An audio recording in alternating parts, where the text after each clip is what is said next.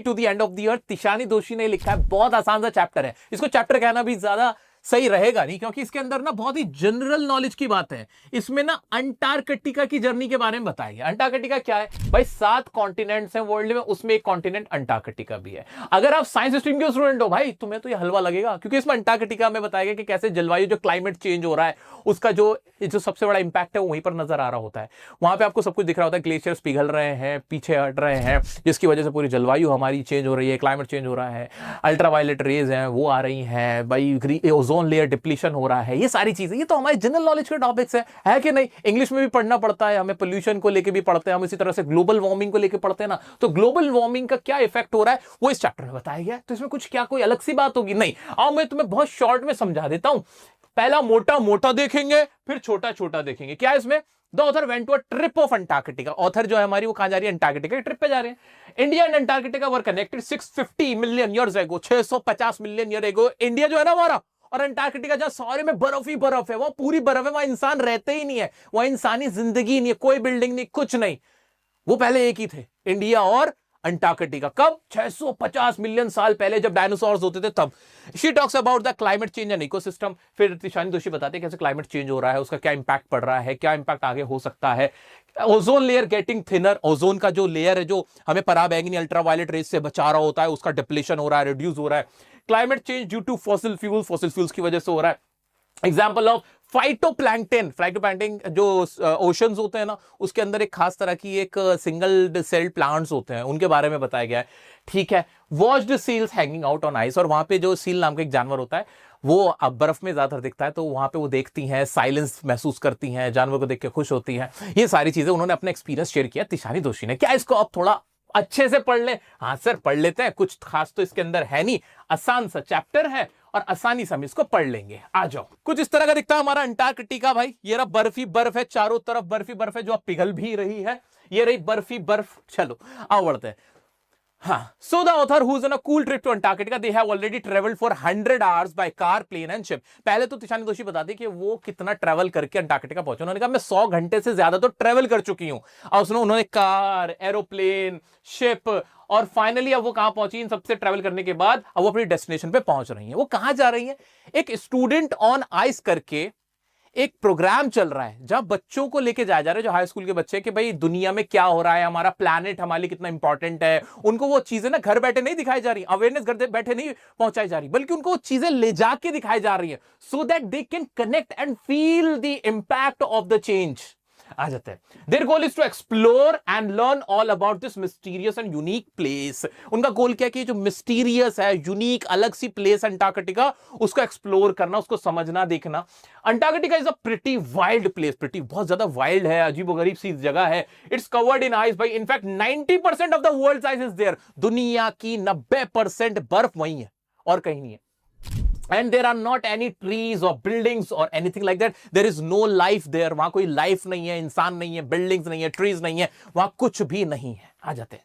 And during the summer months, there are 24 hours of daylight. It's also really quiet there, which is a kind of eerie but also kind of cool. वहां पे 24 घंटे summer months में क्या रहता है? दिन निकला रहता है, रात होती ही नहीं है। सोचो कितना मजा आता होगा। रात ही नहीं हो रही, सूरज निकला, दिन निकला, बड़ा और आराम से हमें पता चला रात के 3 बज रही है। सोच के देखो कितना वाइल्ड फील हो रहा होगा। सोचो सोचो रात ही नहीं हो रही है। ठीक है। और वहां की जो साइलेंस है वो समटाइम्स ना थोड़ा सा परेशान भी करती है। सुकून भी मिलता है लेकिन थोड़ा डर सा भी लगता है, अजीब सा भी लगता है। इसके बारे में ये क्या बता रहे हैं? अंटार्कटिका के बारे में बता रहे हैं। फिर ऑथर क्या बता रही है? The author spends a couple of weeks in Antarctica. लगभग 2 हफ्ते उन्होंने वहां गुजारे, checking out all the sites and learning as much as they can. It's a pretty amazing adventure and you can't help but a little bit jealous.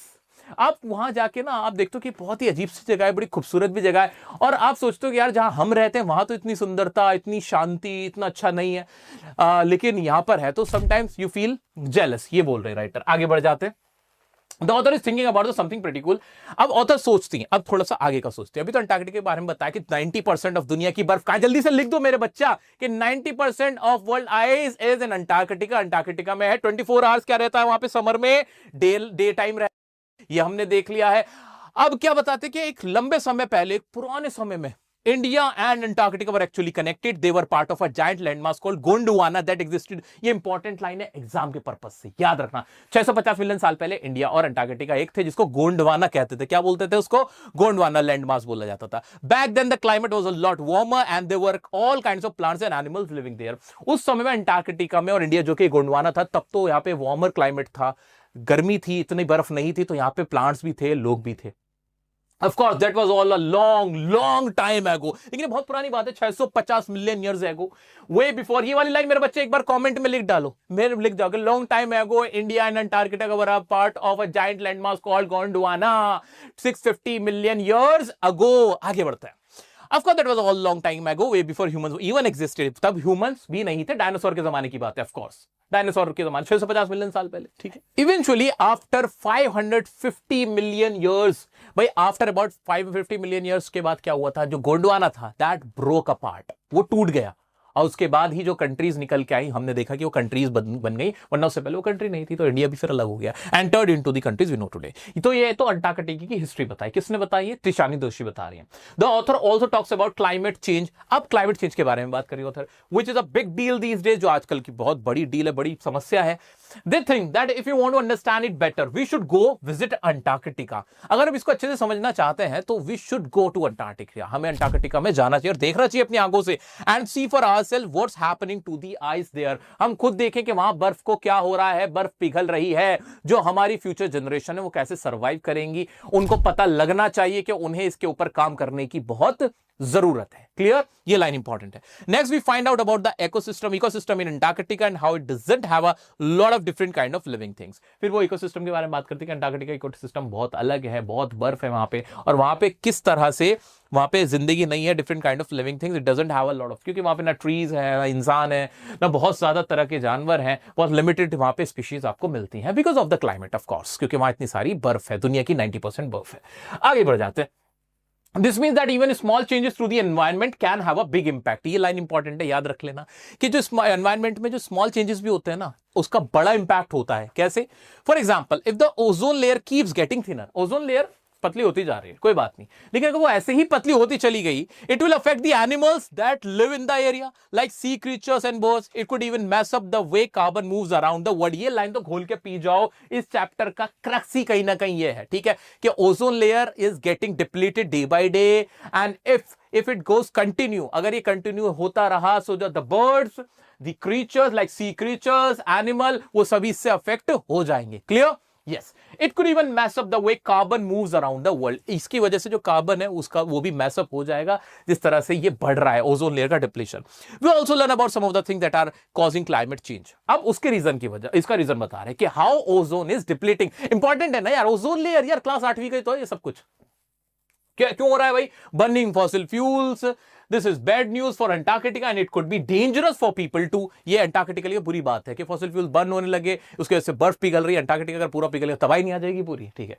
The author uses the example of phytoplankton to help explain why. Phytoplankton एक important word है, तुम्हें याद रखना है। Phytoplankton है क्या sir, वो भी बता दो। मैंने पहले भी बताया था, अ सिंगल प्लांट सेल। क्या ये सिंगल सेल्ड प्लांट है इनफैक्ट, जो कि किस चीज के लिए जिम्मेदार है? Sustain the southern ocean food chain. जो सदर्न ओशन की, जो ओशन महासागर का जो फूड चेन है, वो किससे बन रहा है? इतना याद रखना, तुम बहुत बड़े साइंटिस्ट अभी बनने की कोशिश मत करना, ये लाइन याद रख लेना। फाइटोप्लैंक्टन होता क्या कि sustain the southern ocean food chain. Sir अगर इतना साइंस में इंटरेस्ट होता तो आर्ट्स और कॉमर्स लेके थोड़ी बैठते, ठीक है, मैं तुम्हें पढ़ा भी नहीं रहा, लेकिन जब इनके मैं लाइव सेशन लूंगा, जो तुम्हारा सेकंड रिवीजन होगा ना, जनवरी 15 के आसपास से शुरू करूंगा मैं, उसमें मैं और चीजें छोटी छोटी और थोड़ी सी बढ़ाऊंगा, क्वेश्चंस और ज्यादा इसमें रखेंगे, उसमें हमारा फोकस क्या होगा? क्वेश्चन पे। अभी ये जो वन शॉट है, इन पे फोकस किस पे है? समरी पे, कि कहानी क्या है उसको हम पूरा कवर कर रहे हैं, लर्न कर रहे हैं, ताकि ये जो लर्न हम बार बार करेंगे, सेम वर्ड्स, सेम फ्रेजेस, तो जब हम एग्जाम में बैठेंगे तो हमें मेरा बच्चा याद रह जाए। आगे बढ़ जाओ, हाँ सर आगे बढ़ जाओ, क्या है और इसमें, ठीक है। तो फाइटोप्लैंक्टन हमने समझ लिया कि फाइटोप्लैंक्टन का फूड चेन का एग्जांपल देकर समझाया फिर ऑथर ने। Finally, the story ends with the author watching some seals hanging out on the ice. It's a really beautiful scene, but it also makes the author worry about what might happen in the future. अब वहां पे seals को खेलते हुए last में देखती है author Tishani दोशी, उनको बड़ा अच्छा लगता है, लेकिन वो वरी भी हो जाते हैं कि अब क्या होगा, आगे क्या होगा जब ये अगर क्लाइमेट ऐसे ही चेंज होता रहा. Will we able to keep this kind of beauty around, or are we headed for disaster? क्या हम तबाही की तरफ बढ़ रहे हैं या हम इसे वापस भी देख पाएंगे? Okay. In conclusion, the journey to the end of the earth provides a detailed account of climate change, its changes effects, and our lives and the lives of other creatures. हमारी जिंदगी, creatures की जिंदगी और climate change का हम पे क्या असर पड़ रहा है, किस तरह से impact कर रहा है, इसके बारे में पूरा चैप्टर जो कि हमने बार-बार देख लिया. As a reminder to take action and work towards making our planet a healthier place, कि हमें अपने प्लानट को क्या बनाना है, एक हेल्थियर प्लेस बनाना है. इसको और आसान बना देता हूं, और आसान बना देता हूं मेरा बच्चा. मैंने तुम लोगों के लिए और आसान बना रखा है. क्या मेन क्वेश्चन जो इससे सबसे ज्यादा आता है वो क्या आता है? एक तो एक्सट्रैक्ट बेस्ड क्वेश्चन इससे बहुत पूछे जाते हैं. दूसरा स्टूडेंट ऑन आइस प्रोग्राम, जिसके तहत तिशानी दोशी गई थी इस ट्रिप पे 100 आवर्स लगा के, कैसे कैसे कार में, शिप में, प्लेन में, सब में ट्रैवल किया था. ठीक है, पहुंच गई थी. वो उसको ले जाने का पर्पस क्या था, सवाल ये बनता है मेनली. तो इसमें बार बार पूछा जाता है भाई, इसलिए लेके गए थे taking high school students to the end of the world, ends of the world पे लेके जा रहे हैं हाई स्कूल स्टूडेंट को, ताकि वो फील कर सके, इंस्पिरेशन ले सके, रिस्पेक्ट करे प्लैनेट को, क्लाइमेट की चिंता कर सके. ये इसमें तुम्हें लिखना है. डिपेंड करता है 3 नंबर में आ रहा है या 6 नंबर में आ रहा है, जैसे ही पूछा जा रहा है. 6 नंबर में कम, 3 में ज्यादा आने के चांस रहते हैं. ये जो प्रोग्राम वो किसने बना रखा है? एक कैनेडियन है, जॉफ ग्रीन, उन्होंने इस प्रोग्राम को इनिशिएट किया गया है, वो इसको हेड. अब visibly see glaciers retreating and melting, वो विजिबली जो स्टूडेंट्स हैं, लोग हैं, वो जाके विजिबली अपनी आंखों से देख रहे हैं कि ग्लेशियर्स का क्या हाल है, क्लाइमेट का क्या हाल है. तो उनको ज्यादा अच्छे से इंस्पिरेशन मिलता है, वो कंसर्न होते हैं क्लाइमेट को लेके, क्लाइमेट के लिए उनके अंदर अवेयरनेस आती है, इंस्पिरेशन आती है. तो मेनली जो क्वेश्चन बनता है, क्रक्स मैंने तुम्हें निकाल के रख दिया है. फाइटोप्लैंक्टन के बारे में अच्छे से पढ़ना, तुम्हें इसमें ही फंसाएगा और कहां ही फंसाएगा, और कहां फंसा लेगा. इस चैप्टर में और कुछ है ही नहीं कि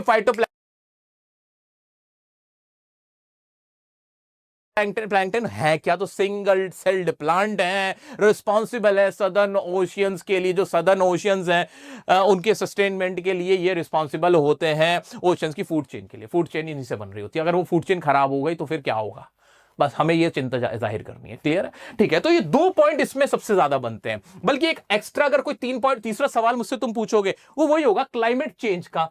और क्लाइमेट चेंज का तुम्हें आंसर पता है भाई, क्लाइमेट चेंज में क्या हो रहा है. तो सबसे बड़ा ओजोन लेयर डिप्लीशन.